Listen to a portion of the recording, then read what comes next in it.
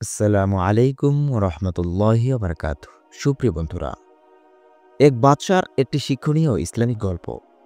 ভিডিওটি খুবই তথ্যবহুল এবং গুরুত্বপূর্ণ।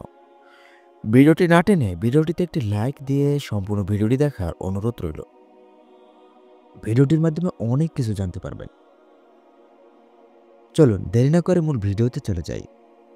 এক বাদশা এক বাদশার একটি বাগান ছিল। বাগানটি ছিল অনেক বড় এবং বিভিন্ন স্তর বিশিষ্ট।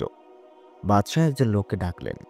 তার হাতে একটি ঝুড়ি দিয়ে বললেন, আমার এই বাগানে যাও এবং ঝুড়ি বোঝাই করে নানা রকম ফলমূল নিয়ে আসো। যদি তুমি ঝুড়ি ভরে ফল আনতে পারো, আমি তোমাকে পুরস্কৃত করব। কিন্তু শর্ত হলো, বাগানের যে অংশ তুমি পার হবে সেখানে তুমি আর যেতে পারবে না। লোকটি মনে করলো এটা তো কোনো কঠিন কাজ নয়। সে এক দরজা দিয়ে বাগানে প্রবেশ করলো, দেখলো গাছে গাছে ফল পেকে আছে। নানা জাতের ফল, সুন্দর সুন্দর ফল, কিন্তু এগুলো তার পছন্দ হলো না। মনে করেছিল সামনে আরো ভালো ফল আছে। সে বাগানের সামনের অংশে গেল। এখানকার ফলগুলো তার কিছুটা পছন্দ হলো, কিন্তু সে ভাবলো, আচ্ছা থাক, সামনের অংশে গিয়ে দেখি, সেখানে হয়তো আরো উন্নত ফল পাবো। সেখান থেকেই ফল নিয়ে ঝুড়ি ভরবো। সে সামনে এসে পরের অংশ থেকে অনেক উন্নত মানের ফল পেল।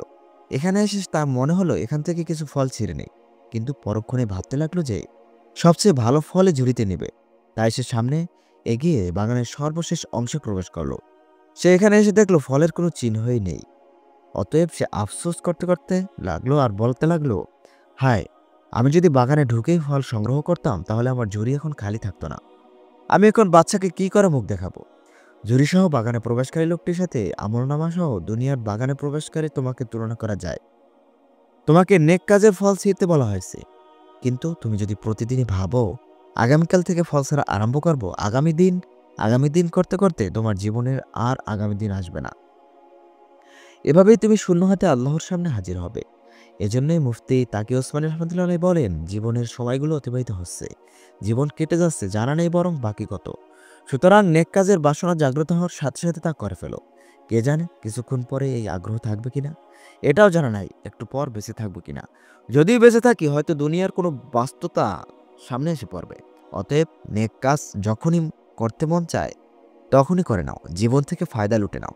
তাই জীবন নামক আল্লাহর অনুগ্রহে দেয়া বাগানে বিচরণকালে আমলনামার বিশেষ জুড়িতে যখনই সুযোগ পাওয়া যায় তখনই নেকি নামক ফল দিয়ে প্রথম থেকে ভরা শুরু করে দাও। পরে সময় পাওয়া যাবে কিনা জানা নেই। সুবহানাল্লাহ। আল্লাহ সুবহানাল্লাহ তাআলা সবাইকে তৌফিক দিন। আমিন। মহান আল্লাহ রাব্বুল আলামিন সবাইকে এই বিষয়টি, এই গল্পটি বোঝার এবং মানার তৌফিক দান করুন।